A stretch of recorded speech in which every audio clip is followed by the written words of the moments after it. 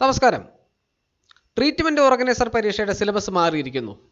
ഇത്രയും കാലം treatment organiser പരീക്ഷയ്ക്ക് നടത്തിയിരുന്ന സിലബസിൽ നിന്ന് വളരെ വ്യത്യാസമായി കൊണ്ടാണ് പുതിയ സിലബസ് വന്നിരിക്കുന്നത്.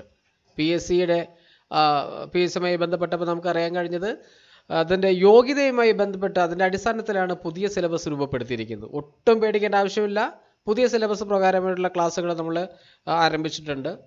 അപ്പം നമുക്ക് ജസ്റ്റ് ഒന്ന് സിലബസിലേക്ക് എന്തൊക്കെ സബ്ജക്റ്റുകളാണ് സിലബസിലുള്ളതെന്ന് നമുക്കൊന്ന് ശ്രദ്ധിക്കാം. ടോട്ടൽ 100 മാർക്കിൻ്റെയാണ് നമുക്ക് എക്സാം എന്നറിയാം, പി എസ് സി പരീക്ഷ എന്നറിയാം. അതിൽ പാർട്ട് 1 ആയിട്ട് ഫിസിക്സ് 30 മാർക്കിൻ്റെ ഫിസിക്സ്, അതേപോലെ കെമിസ്ട്രി വരുന്നുണ്ട് 28 മാർക്കിൻ്റെ കെമിസ്ട്രി ഭാഗം, botany 14 mark, zoology 14 mark, mathematics 14 mark. ഇങ്ങനെയാണ് 100 മാർക്ക് വിഭജിച്ചിരിക്കുന്നത്. അപ്പം സിലബസ് മാറി എന്നതുകൊണ്ട് നമുക്ക് നമ്മുടെ പഠനം ഒട്ടും പുറകിലേക്ക് പോകേണ്ട ആവശ്യമില്ല. +2 നിങ്ങൾ പഠിച്ചിരിക്കുന്ന ആ +2 ബേസ് ചെയ്തിരിക്കുന്ന സിലബസാണ്.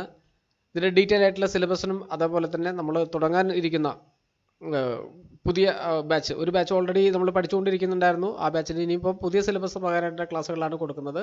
അപ്പോൾ ക്ലാസ്സുകൾക്ക് താല്പര്യമുള്ളവർ താഴെ കാണുന്ന നമ്പറിൽ ബന്ധപ്പെടുക. എൻ്റെ പേര് സുമേഷ് ജയച്ചയാണ്.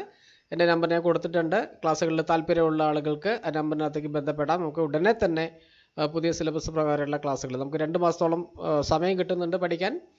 കൃത്യമായിട്ട് പഠിച്ചിട്ടുണ്ടെങ്കിൽ ജോലി നേടാവുന്ന വളരെ രസകരമായിട്ടുള്ള ജോലിയാണെന്ന് അറിയാം. ട്രീറ്റ്മെൻറ്റ് ഓർഗനൈസർ എന്ന് പറഞ്ഞാൽ വളരെ സിമ്പിളായിട്ടുള്ള ജോലിയാണ്. ഏറ്റവും എളുപ്പത്തിൽ ജോലി നേടാൻ കഴിയും. അപ്പം താല്പര്യമുള്ളവർ നമ്പറിൽ ബന്ധപ്പെടുക. വിളിച്ച് കിട്ടിയിട്ടില്ലെങ്കിൽ വാട്സപ്പ് ചെയ്യുക. Okay, thank you.